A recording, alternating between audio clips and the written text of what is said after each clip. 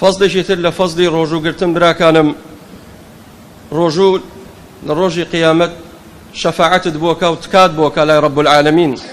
پێغەمبەری خوا فەرمی عليه الصلاة والسلام: الصيام والقرآن يشفعان للعبد يوم القيامة. روجو قرآن لروجي قيامت شفاعة بوكن تكاد بوكن، فيقول الصيام: ربي منعته الطعام والشهوة، ويقول القرآن: ربي منعته النوم بالليل، فيشفعان. روجو تكاد بوكا لا إخوائي پروردگار، وقرآنش تكاد بوكا لما انقدا كمانجي قرآن دەستگردن بە قورئان، ڕێزگردنی ئەم مانگە ڕێزگردنمانە بە قورئان. ئەوەتە هەردووکیان تکاو نزات بۆکەن لای خوای پەروەردگار، داوا لە خوای پەروەردگارەکەن بۆ ئەوەی تکاکەیان قبول بێت. دەی ڕۆژۆکەت بە جوانی بگرە، نیەتت خاڵص کە بۆ خوای پەروەردگار، خەریکی قورئان خوێندن بە، خەریکی ئەوە بە خوای پەروەردگار لە خۆت ڕازیکە، چونکە لەم مانگەدا قورئان دابەزی.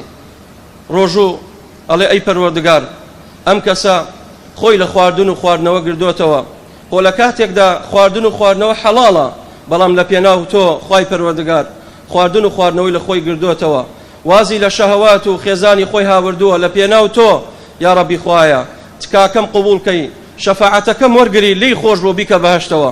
خوای پەروەردگار شەفاعەتەکەی لێ قبوڵەکە و لەو مسلمانە خۆشە بێەوەی کاتە بەهەشتەوە. ئەوجا قورئان تکات بۆکە و شەفاعەتت بۆکە. ئەو کەسانی کەوا یەقومونەه آناء الليل وأطراف النهار، بشو روش خريشي قرآن هول دلم مانگە براکانم قرآن زیاد ختم کەین.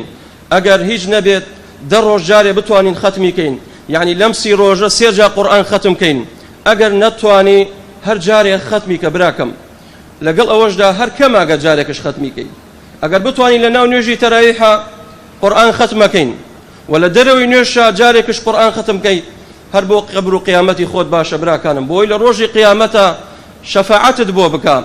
ئەفەرمێ خوای پەروەردگار ئەمە خەریکی من بوو، بە شەو منی ئەخوێنایەوە، خەریکی تەراویح و قیام بوو، یا ڕەبی خوایە شەفاعەتەکەم لێ وەربگریت و لێی خۆش بی.